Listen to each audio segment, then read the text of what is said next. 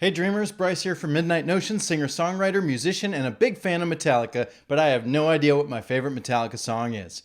Could it be Moth Into Flame? Let's use math to find out. Cue the intro. So give it to me now! For the best Metallica song!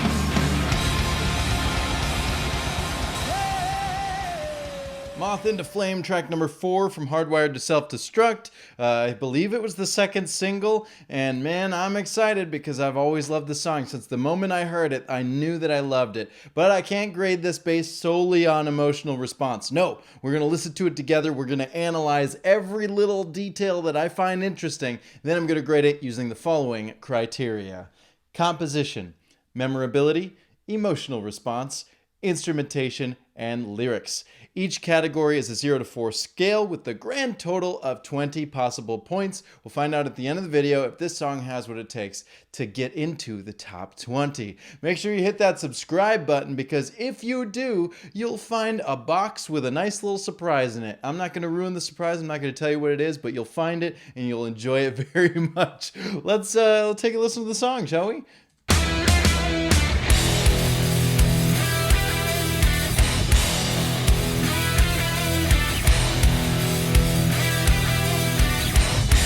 Notice how every other time they emphasize the bum ba with crash cymbal hits, ksh, ksh, and sometimes it's just the first one, psh, boom, psh, boom, psh, psh. There's a difference there, but we have a do do do do do do do do. It's different, so there's a call and a response. Dun da na na na bum bum ba na na na bum bum, and we're gonna build that through. We're gonna rise up to the next riff. Here we go.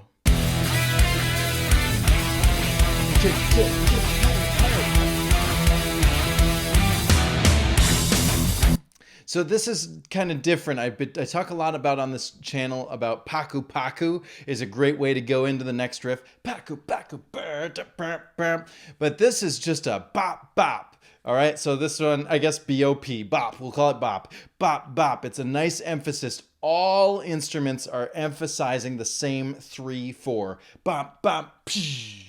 And it's a really cool way to transition. I was talking to I give songwriting lessons, and I was giving someone a lesson the other day, and we were talking about how the rhythm and the melody and the harmony all kind of sit in their own spot. In every song, they're kind of, the rhythm's maybe playing one way, the drums are playing a straight beat, but the guitars are maybe riffing a little bit. When everything plays the same exact pattern, that's emphasizing. You use that trick to emphasize a point.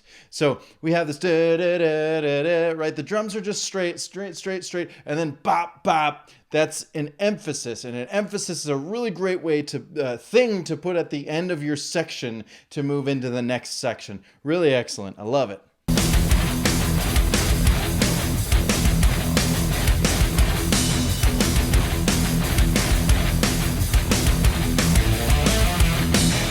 Now this riff kind of gives me shades of what was the name of That Was Just Your Life. Really riffy, a lot of really just kind of keeping it on that low riff. It's also got shades of Battery, but it's got that sort of double chug there. It's not just they do those they throw in those doubles in there to make it really exciting, really interesting. Really cool riff.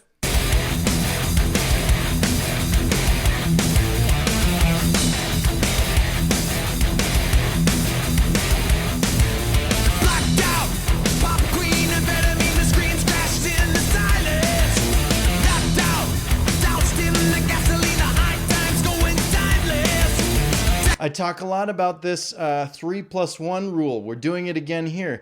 Right? The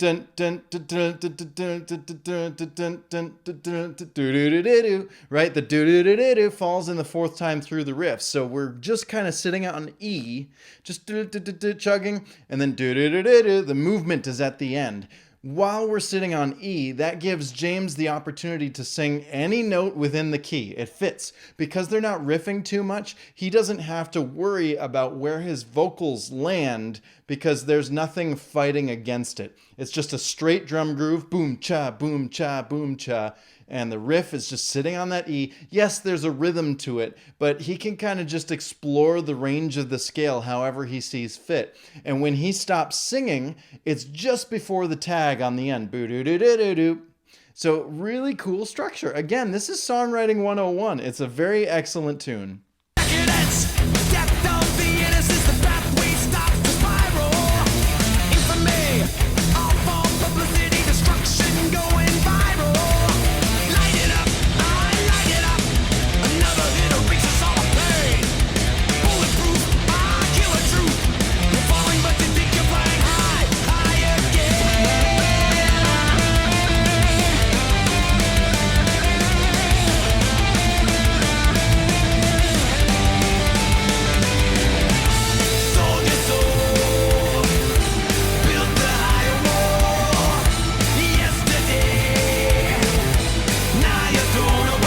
I really like how they're switching the harmonies on here. Okay, there's a lot of stuff I want to talk about, and I'm going to forget all of it if I don't mention it now. First thing I want to say is that the song Saint Anger could learn a lot from Moth Into Flame, because again, we have a straight riff that goes to a thrash riff, and the difference is they've got a lot of chugging in the straight riff, but then when they go to the fast riff, the guitars are doing all quick 30-second, maybe, yeah, is it 16th or 32nd? I don't know, it's all fast.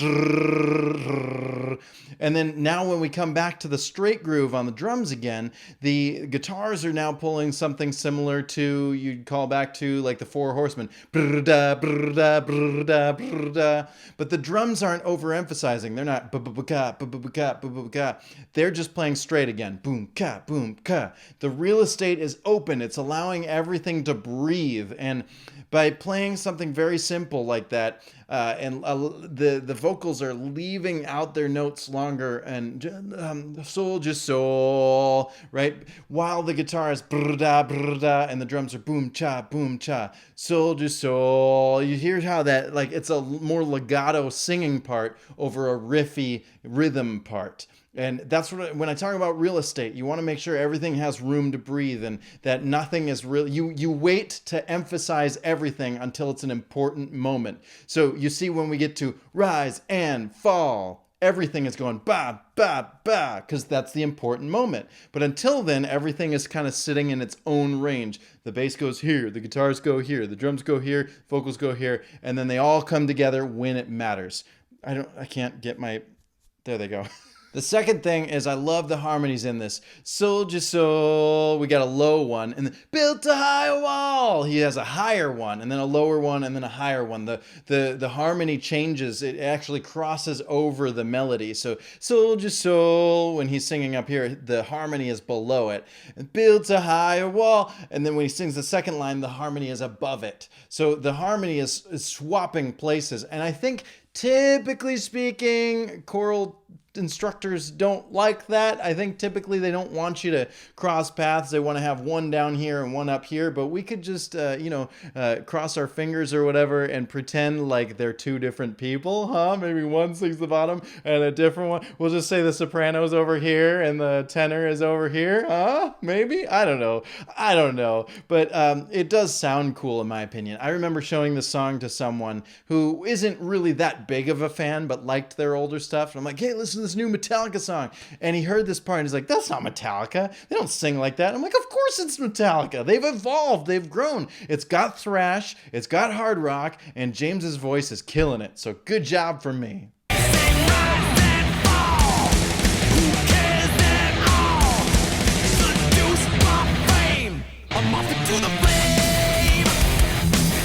Nice pause to build tension. Seduced by fame. And we've already set up 3 times. Again, pattern breaker. Set the pattern, repeat the pattern, do it one more time, and then you break it. And the break is that they stop. Full stop, no more chugging. Brrr, they stop that. It's just a pause. What is it? What is it? What is it? What are we waiting for? Moth Into the Flame, and we got the title of the song. And this is a good use of the title. I don't think this is so like over the head as Rebel of Babylon or Just a Bullet Away. I think it's a good use. It makes sense. And I know that sometimes the title comes from the hook of the song, so we don't need to get into that. But I like this. I like this a lot. It's got a nice illustration. emphasizing the two. Twisted, backstabbing, wicked as illusion, absolution. Perjurer, famous, the murderer seduced you into ruin. Light it up, light it up. Second verse is half as long as the first verse. Good structure change. Another hit erases all the pain. Bulletproof, all tell the truth.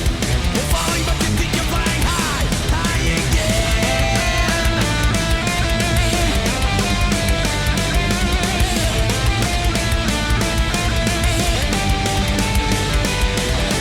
Sold your soul, built a higher war.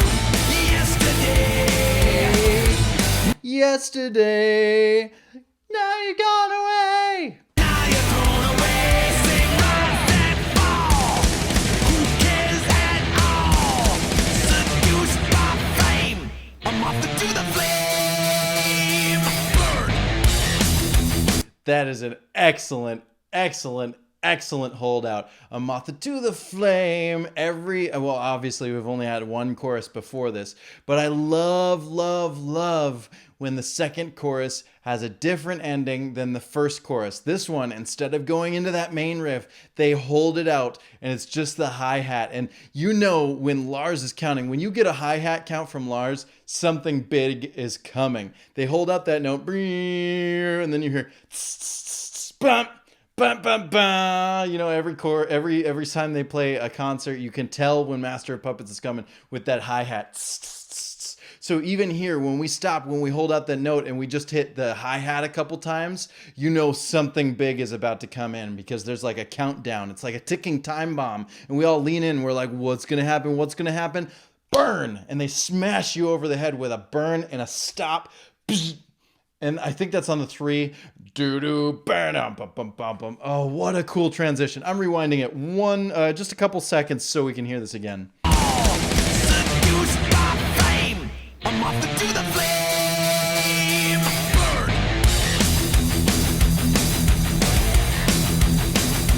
I love me a good chugging riff. Really, it's just boo-doo-doo-doo. That's the very end. It's just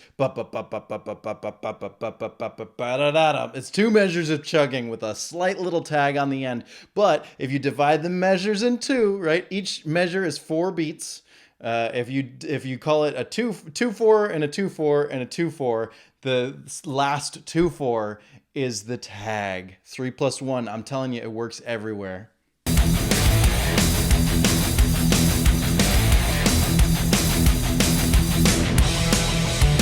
Did you hear that? Did you hear that? We had a nice stop. It was just a crack on the snare. Nothing else. Pa!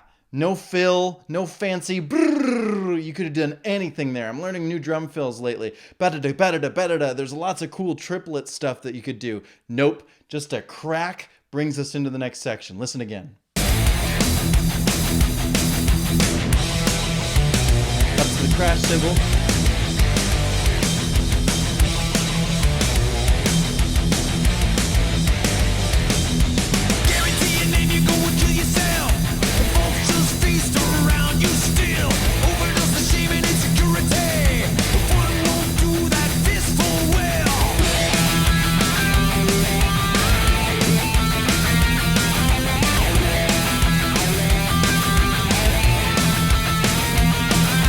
Classic build solo, just starting from the root note and just kind of climbing up and then teasing, coming down, climbing up again, but not quite getting to the same note. We're kind of teasing and now we get to let loose here.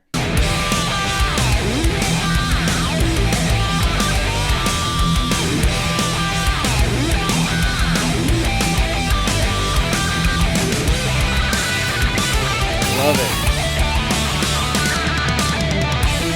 Reminds me a lot of Bleeding Me. There's a whole section in there where it kind of goes into this little halftime groove. We got that here too. We got the same riff. And then we go into this little halftime. Triplet groove. Really cool way to break down a solo. If you want to introduce something new, you can do it in the solo. It doesn't have to be introduced before then. Just make sure it's a tactful transition. And here, I think it works very great.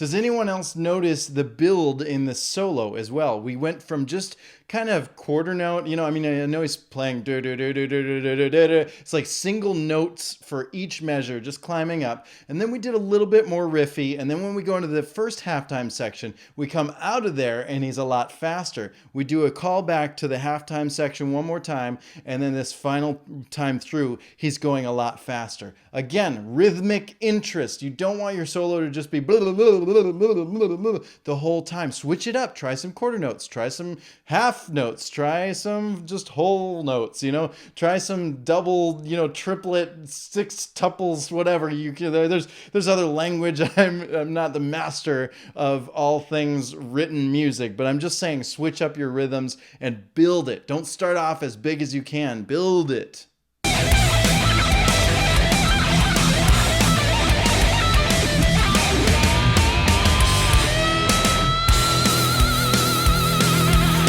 Boo doo doo doo doo doo doo doo doo doo.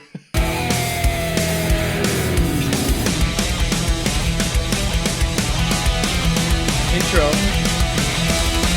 Double kick.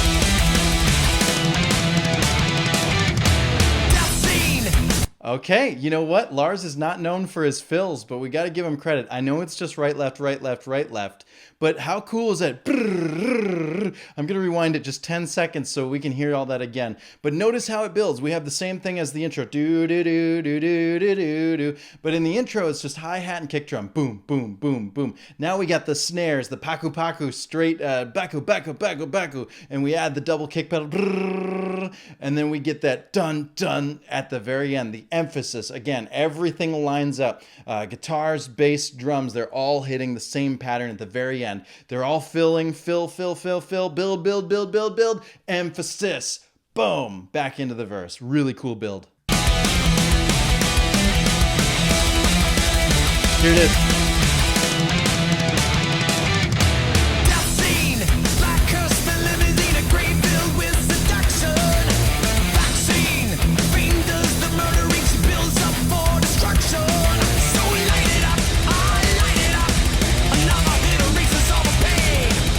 Did you notice that when we come to this pre-chorus, every time up until now, the first two verses, it was just a straight thrash beat, but this time we get double kick pedal and cymbal. So again, changing the structure. Mwah, good job.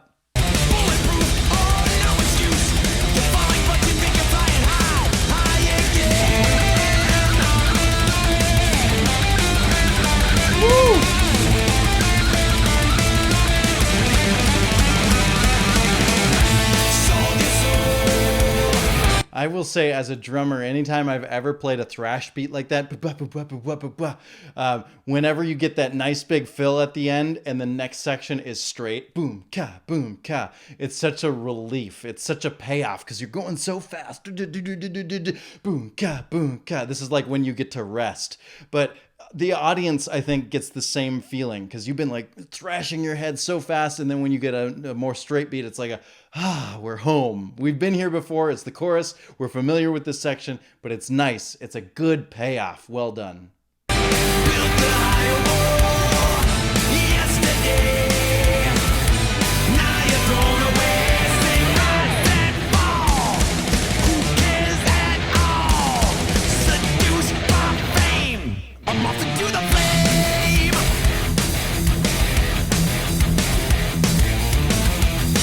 Okay, so there's a very similar ending to the first chorus, but the difference here is that I could hear Kirk soloing, not soloing, but building up the higher part of the guitar. He's climbing up. I don't have the notes right, obviously. There's a little bit difference in the guitar there. But the thing that makes this chorus different is instead of going into the main riff, we get a change up here. We get a nice stop, and then we come in on the offbeat. So all throughout this song, it's been very straight quarter note hits, right? Bum, bum. I guess there's a couple of bum, bum, bum, right? That's not straight quarter notes, but throughout the song, most of the emphasis as far as the kick drum and the cymbal goes has been either on the 1 or on the 2. It's nice to get an and in there, and that's what we're about to get with this stop. So count along at home. Here we go. 3, 4.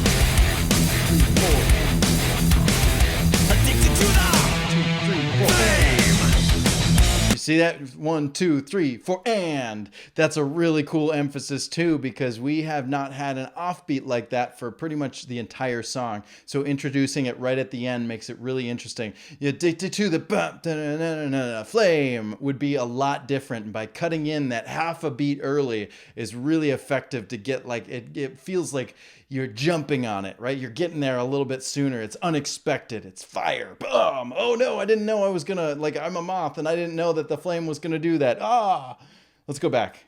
Addicted to the flame.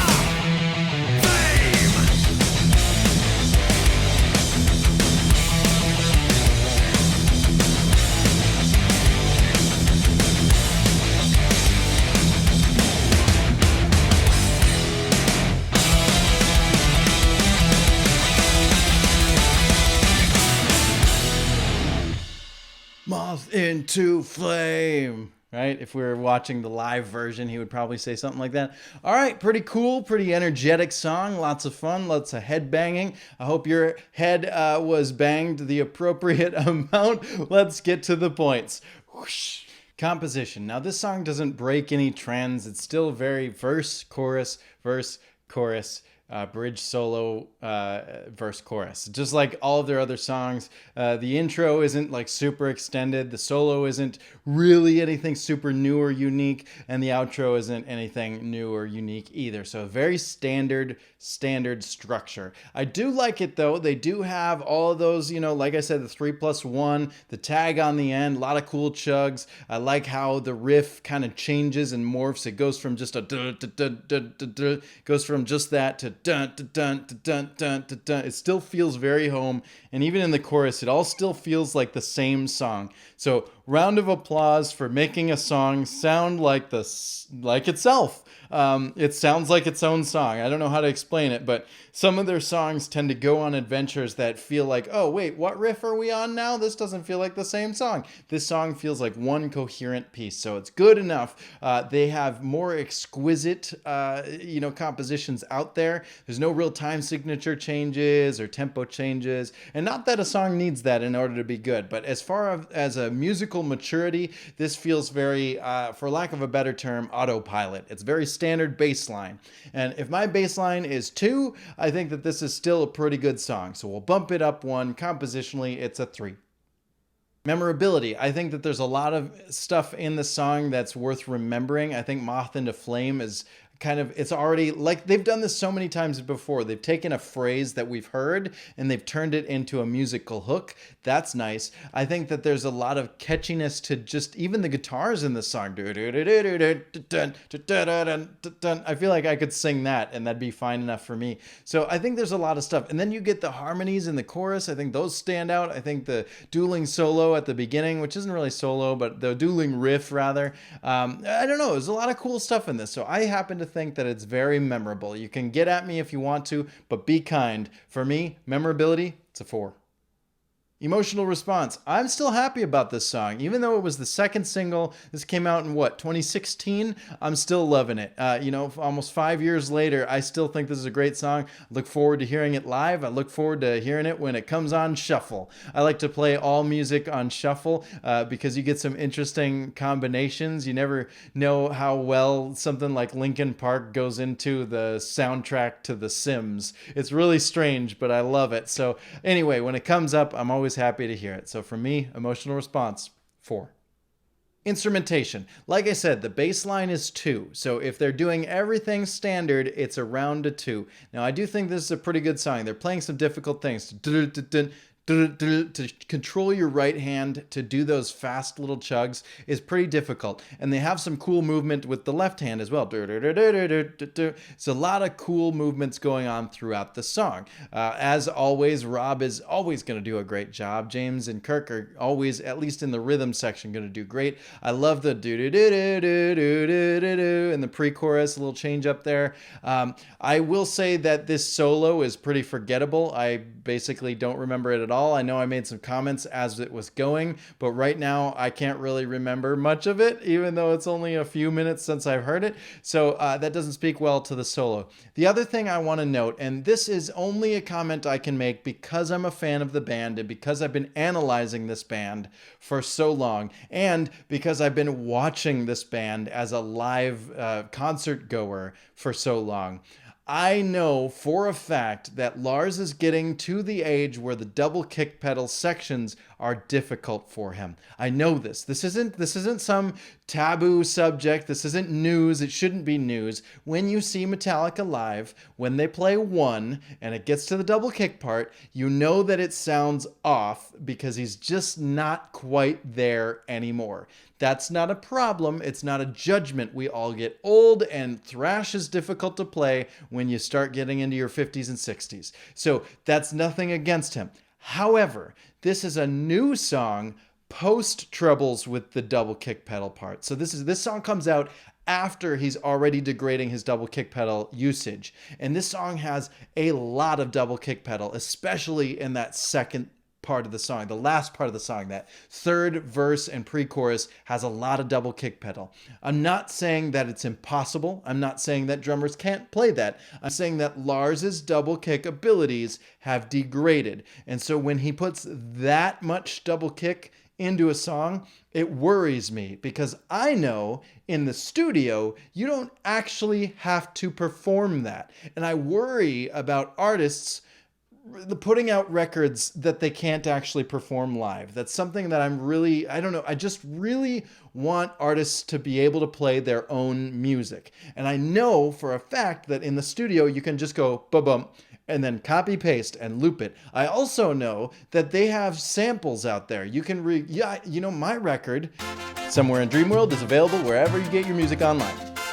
The whole thing was recorded on an electric drum kit, and we used MIDI sounds we used MIDI from the electric drum kit. So it's performed by me, but we were able to add drum sounds after the fact. Now, Metallica has the money to go into a studio. They have a studio at their disposal, so they don't have to use MIDI. But they can sound replace. So if he doesn't quite hit the kick drum hard enough, they can fix it in post. And that's what worries me, is because they're at an age where and an experience level and a money level where they can fix all of it in the studio and maybe not recreate it live. Again, I'm not saying that he can't do it live, and I'm not saying that you shouldn't do things in the studio that are maybe a little fixed.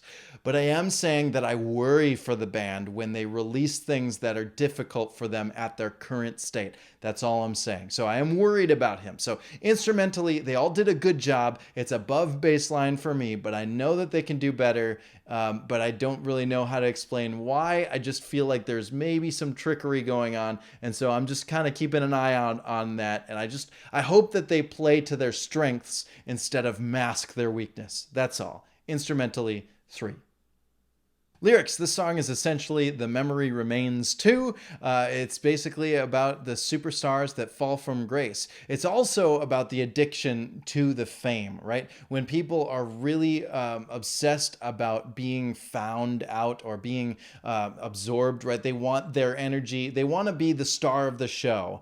And it's interesting because sometimes you get hired to play a major movie role, right? And you're the star of the show and everybody loves you. But the problem is, as soon as that movie is out in theaters, the next week a different movie comes out and somebody else is the star. So you actually have to keep releasing stuff to stay relevant. Even as a musician, you put out a hit record like Master of Puppets, you're going to have to follow it up with something amazing in order for people to not lose interest. So that's why when you get to Load and Reload and you have all these fans just saying, "Oh, I hate Metallica," and "Oh, Saint Anger," and they just start hating on the band, that really, really affects the band, like really hard. You think, oh, they're making millions of dollars, so it doesn't matter if I burn their CDs, they're still going to be rich. Well, yeah, but this, like, the pain is still there, that a bunch of people just labeled you as unwanted or anything, unforgiven, if you will. It just really, really sucks, and it degrades at the human soul. You have to remember that as a person on the internet,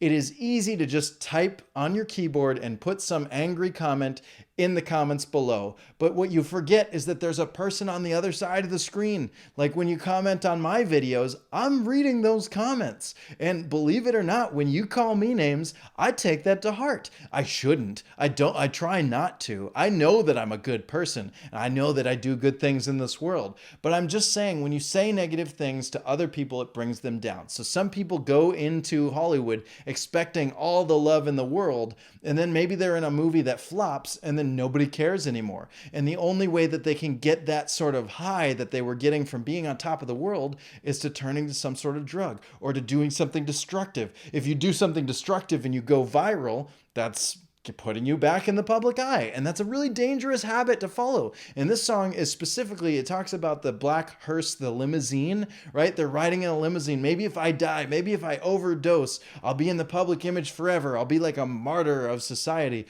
I wonder if there's some deeper cut meanings in here, if it's not just surface level. There's been a couple of other songs in their catalog where it's like, oh yeah, it's about this thing, but it's actually about another thing. So I'd like to know if there's something deeper in these. Yes, it could be. I mean, it reads very much so as just a straight up, this is what it is. But is there a deeper cut something in there? I don't know. You'll have to let me know in the comments. But overall, I have no complaints with these lyrics. I like what they're saying. I like how they're constructed. And I like that I also thought it was now you've gone away, but it's actually now you're thrown away. So surprise, I didn't know that. Either way, I do like what they're saying and I appreciate them. Lyrically, for me, it's a 4. And so Moth Into Flame gets a grand total of 18 points. Is it enough for the top 20? It is, just right there on the bottom, the very bottom chopping block, tied in 20th place with Through the Never and King Nothing. It's the second track to get to the top 20, but it's also on the chopping block. Do you think it'll stay there, or do you think it'll get cut off by another song off of this record? I guess time will be the only way to tell. Now it's your turn in the comments below. Tell me what score you would give this song. Using my method, add up the points and give me the score below. Also, we're on the last record for Metallica, so I need to know what sort of non-metal band would you like me to review next?